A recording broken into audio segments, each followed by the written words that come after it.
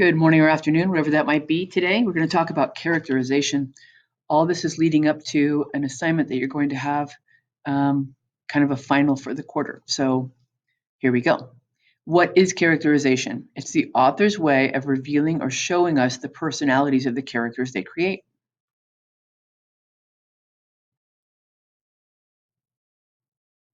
But first, a word about the word character.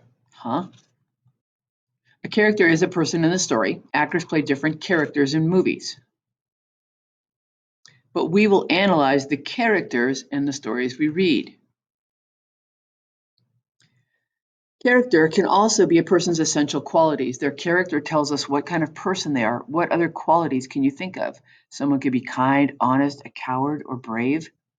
Those are essential qualities. What are they like deep down?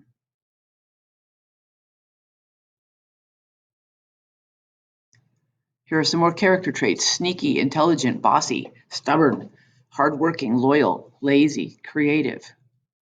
These are all character traits.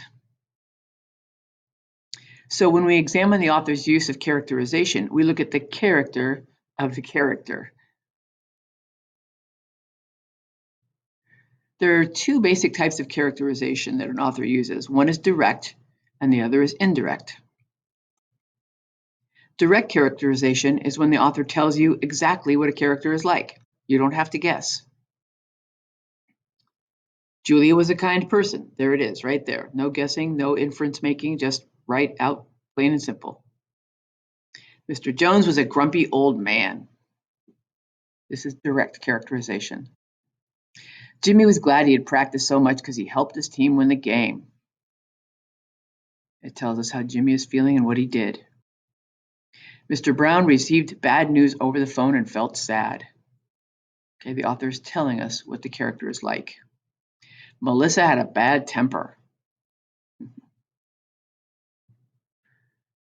Telling is different than showing. Most authors use indirect characterization to help us picture or infer what a character is like. When we infer, we can put ourselves in the character's place. We can draw conclusions based on our own experiences.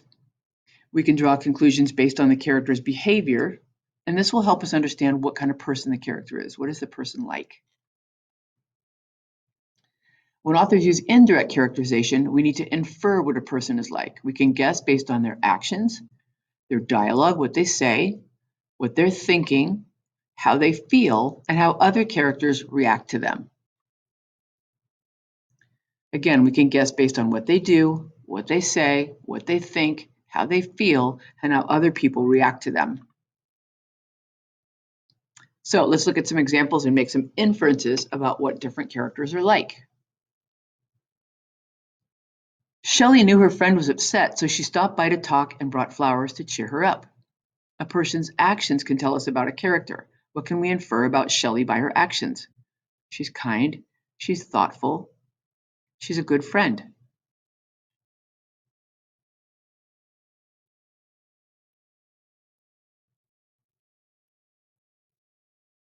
Get out of here, grumbled Mr. Jones at the children as he hobbled out to his front yard. Go play somewhere else. Dialogue, or a person's words, is one form of indirect characterization. What can we infer about Mr. Jones? From his words, we can infer that Mr. Jones is a grumpy old man, kind of mean, doesn't like kids. Jimmy thought to himself, I'm tired and I don't really want to practice today, but I know I need to. I really want our team to win. Then he hopped out of bed and put on his uniform. A person's thoughts can tell us about what kind of person they are. What can we infer about Jimmy?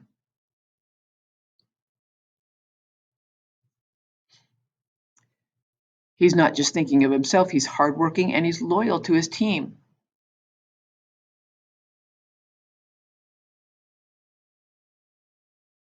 Here's another one. Mr. Brown answered the phone. A moment later, he put his hand to his head and let out a sigh. Oh, gosh, he groaned. That's terrible. How can I help? A person's feelings can tell us about a character. What can we infer about Mr. Brown?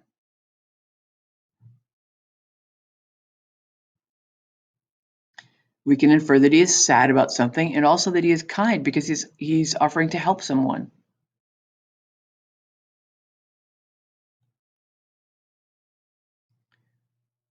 Here's another way to do indirect characterization.